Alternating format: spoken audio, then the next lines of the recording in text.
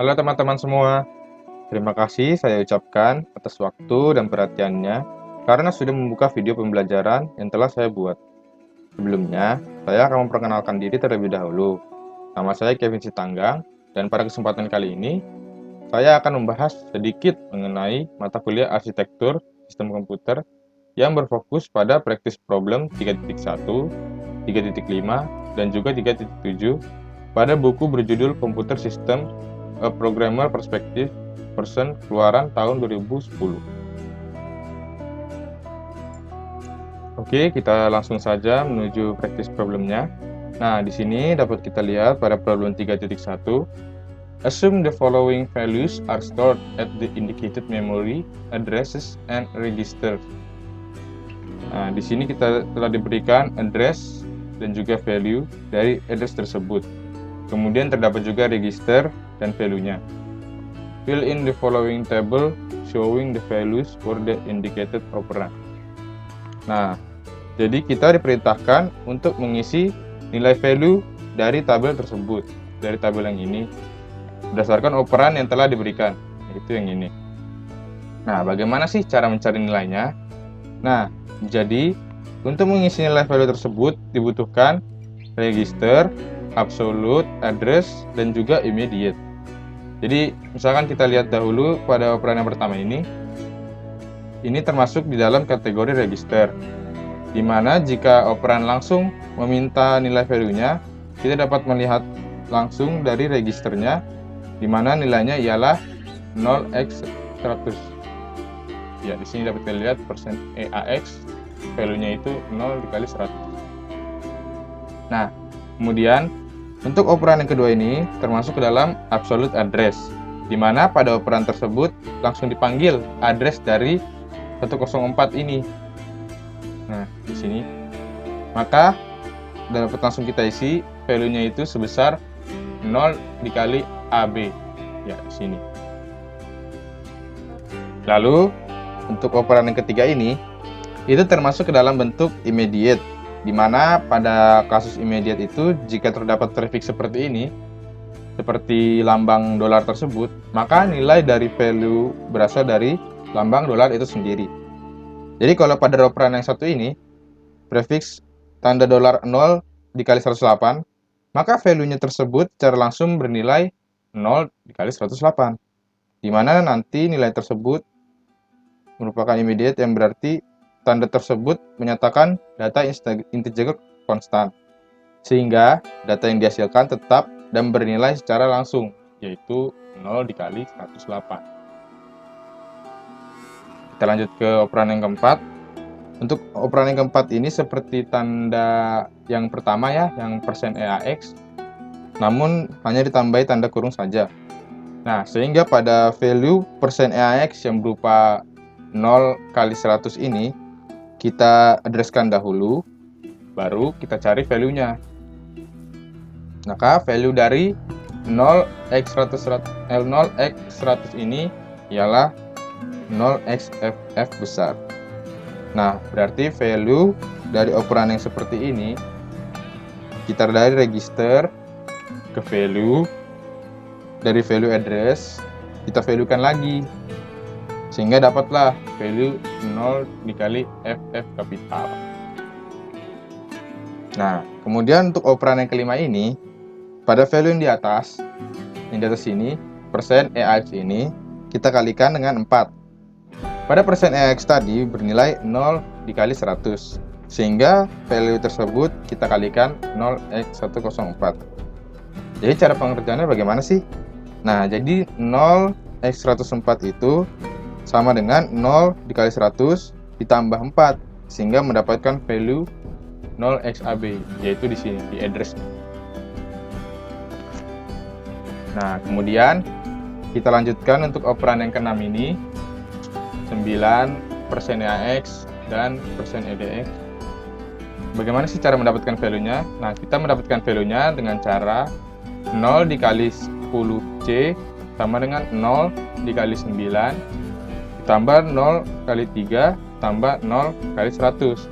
Nah, dikarenakan adanya %EAX pada soal dan %EDX tadi, yang ini, itu bernilai 0 dikali 3. Jadi akan didapatkan nilai value sebesar 0x13 berdasarkan perhitungannya.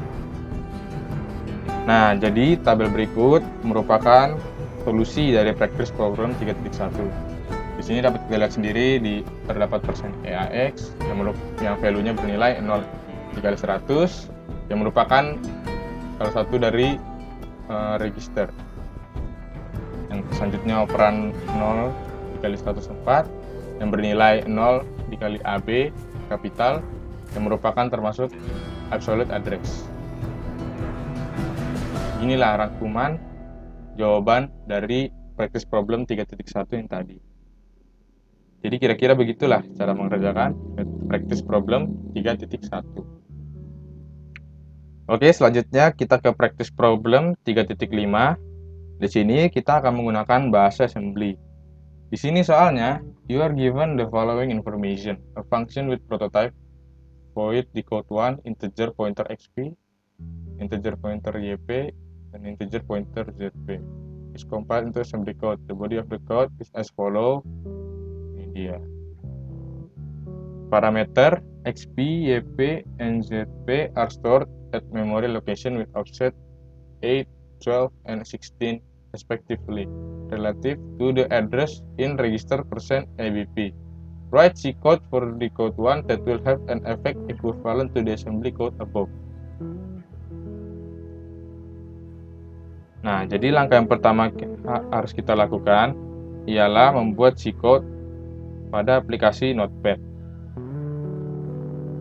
Nah, setelah kode programnya sudah jadi, di sini dapat kita lihat telah dimasukkan fungsi dan juga integernya serta pointernya.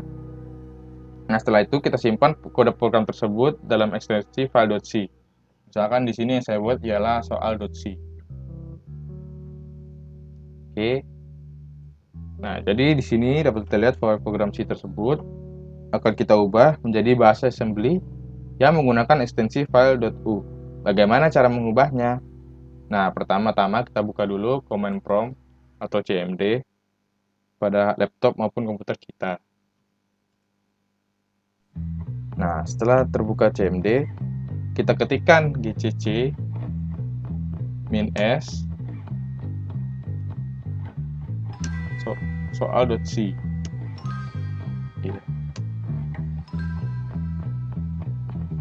Nah, lalu di dalam folder tersebut langsung sudah ada ekstensi file dengan nama soal.s. Dengan begitu kita telah mendapatkan bahasa assembly-nya. Nah, jika kita buka pada aplikasi Notepad++,